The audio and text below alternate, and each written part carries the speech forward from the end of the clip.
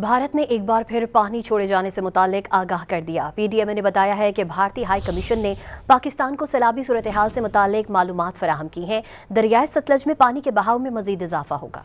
PDMA Punjab के मुताबिक दरिया सतलुज में ब्रेक डाउन स्ट्रीम और फिरोजपुर डाउन स्ट्रीम में ऊंचे दर्जे का सैलाब है। पीडीएमए ने ऊंचे दर्जे के सैलाब से मुताल्लिक अलर्ट जारी कर दिया है।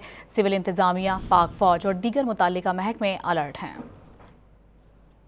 भारत ने एक बार फिर पानी छोड़े जाने से मुताल्लिक आगाह कर दिया। पीडीएमए ने बताया है कि भारतीय हाई कमीशन ने पाकिस्तान को सैलाबी सूरत हाल से मुताल्लिक मालूमात फराहम की हैं। दरियाए सतलज में पानी के बहाव में मजीद इजाफा होगा।